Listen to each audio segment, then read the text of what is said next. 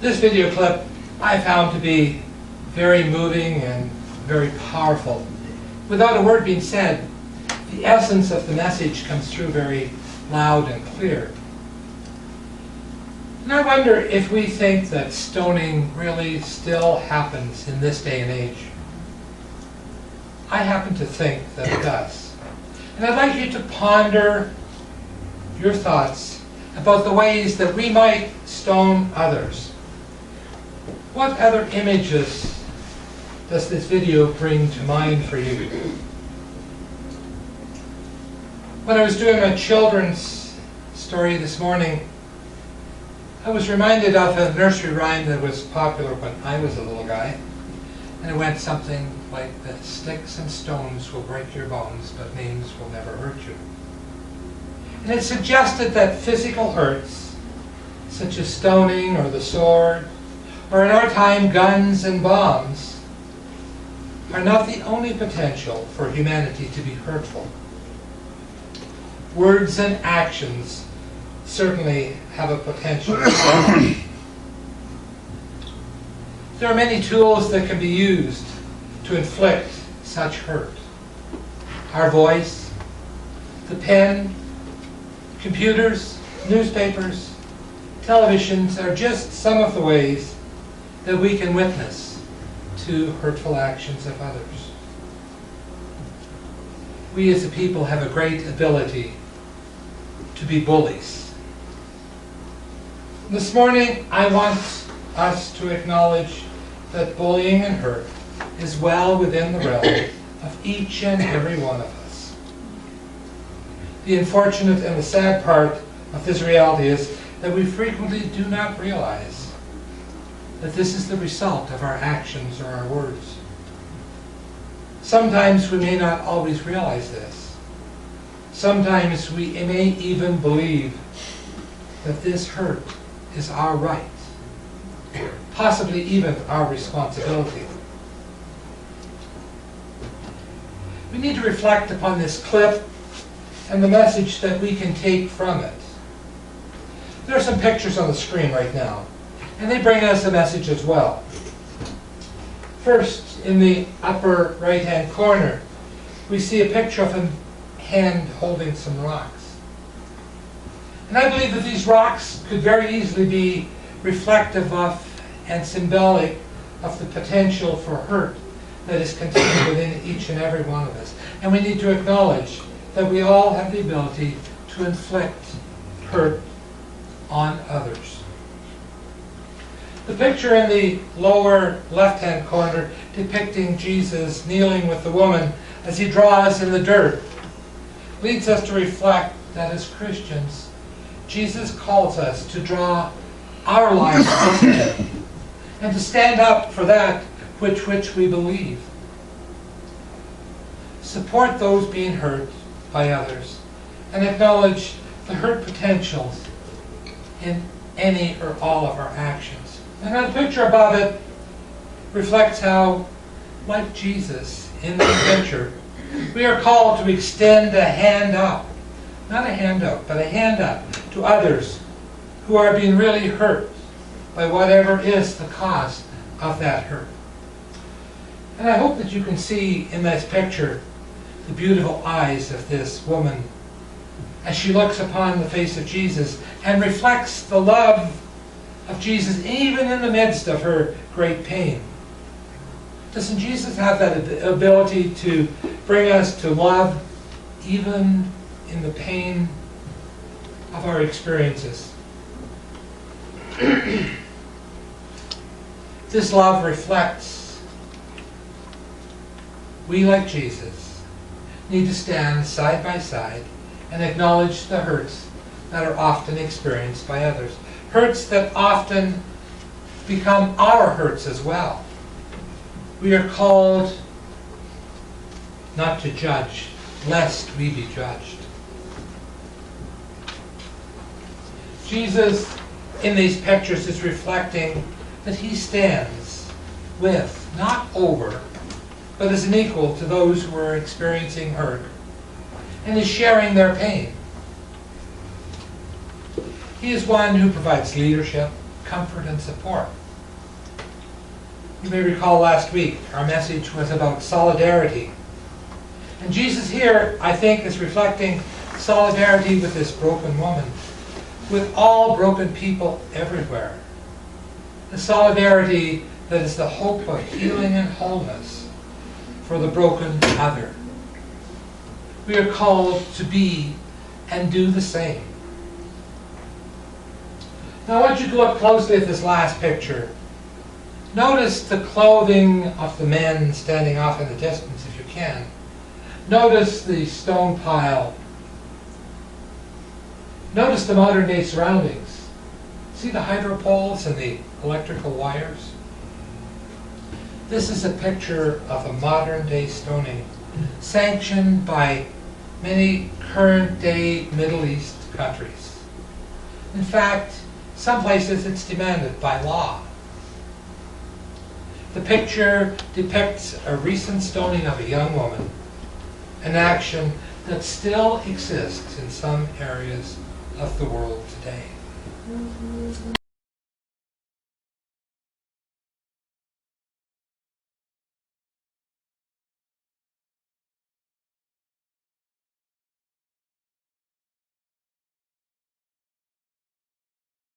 We may not physically stone people any longer in our culture, but I need you to think about ways that we can metaphorically or symbolically stone others.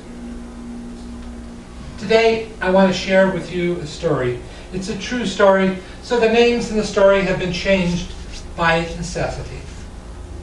Marai is a young mother experiencing some difficult times, and Christmas is looming. She is destitute. Her long-term relationship with Joey has gone through some really turbulent times, and she now finds herself on her own. Joey has lost his job, and this difficulty has affected their relationship. Mary finds herself now to be on her own. They have a young daughter, and a week or so before Christmas, their second child was born. No money, no food, no family, no partner. Her support system is gone. She turns to the social support networks of her community. However, their support and the resources are limited. And the food banks, they provide some of the basic needs. Christmas is not going to be a joyful time for Mary. The youth ministry program leadership team in a very small congregation of a local church annually supports a family in need. And this year, they got referenced from this agency that Mary belongs to.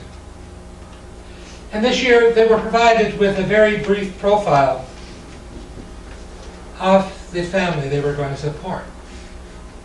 A woman, young, now single, a 2-year-old, and at the time the profile was put together, was expecting her second child.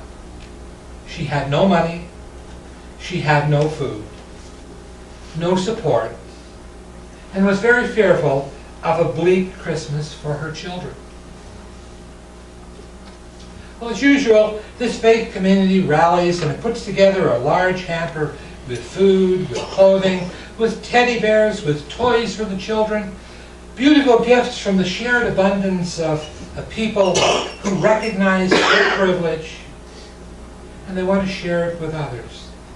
And it resulted in a hamper that was delivered by the youth leaders and a couple of the older youth the week before Christmas. And on the Sunday before Christmas, one of the youth, a young boy, reported the joy and the hope that he experienced in this delivery of this gift. He told openly of hugs and kisses that he received from a young woman who said how much better Christmas was going to be for she and her family because of the generosity of this church. On the morning of Christmas Eve, the minister of that local church received a phone call from a woman identifying herself as the mother who received their Christmas hamper. And she was extremely distraught, but she was very well spoken. She articulated her situation very clearly and very succinctly. She shared with this minister the source of her angst. In the hamper were many beautiful gifts, cards and goodies, along with the food. Overjoyed at her bounty, she took the cards that were included and she began to read them. However, her joy quickly faded on opening one of the cards. The card was contained in a beautiful gift bag that had 2 large, cuddly, warm, beautiful teddy bears. But when she opened the card, there was a message that troubled her. She told the minister the essence of that message. And it went something like this, and I paraphrase because I don't know the exact words of it. Here are 2 teddy bears for 2 beautiful babies. One pregnancy for a single mother is a mistake. 2 is inexcusable. What gives you the right to expect support for you from others? The minister was dumbfounded. He wondered and he pondered the reason why anyone would have the right to judge another. Especially in this instance, when the profile provided was insufficient information for anyone to be able to logically and reasonably make such a charge. He pondered and he wondered how this mother was judging his faith community. His thinking was, don't we all have challenges that invade our lives? Challenges that would have the potential to open us to judgment. What right does anyone have to judge another, was his thought. Okay, you may ask, and rightfully so, you may ask, how do I, John Fraser, know that this is a true story? Well, it's a true story because I was the minister who received that call. And this was the faith community that provided the Christmas hamper of the story. Most of the details about the mother resulted from my conversation with her. The social agency has verified with me, I called them later on Christmas Eve, they verified that they had a copy of the message and the card that she told me about. So I ask you, who among us has the right to throw that first stone? Are there not a number of us in this community who could say we've had similar experiences? Sandy Cameron has some thoughts that she would like to share with us on how she dealt with this experience. Sandy?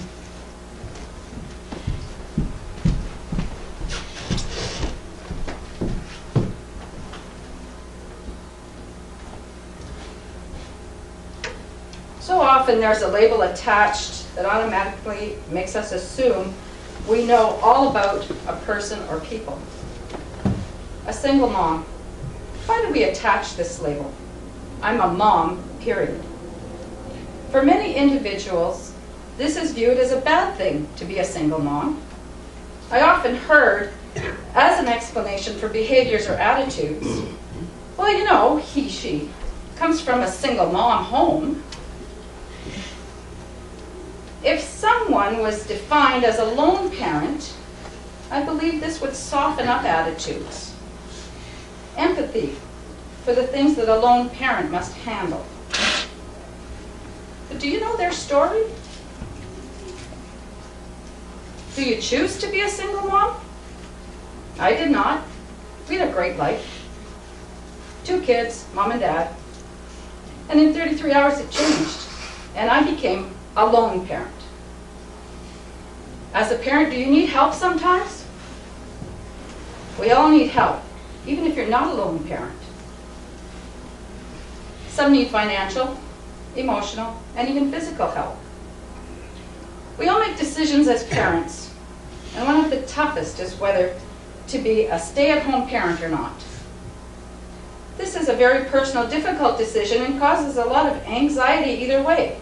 The benefits of being home over the benefits of income. Family, friends, and community are called upon for support in many different ways. I was very fortunate to have a supportive family and friends, although my family was not really close physically. I used the community support by becoming involved with different groups and organizations to help me meet people and to keep busy. I raised my 2 children, but did I do it alone? There is a saying, it takes a community to raise a child. Have we become so self-involved that we forgot that?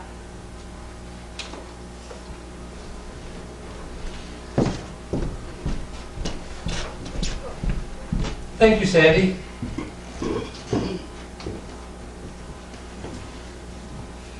Here's a container I have, a basket I have, and it contains some pebbles.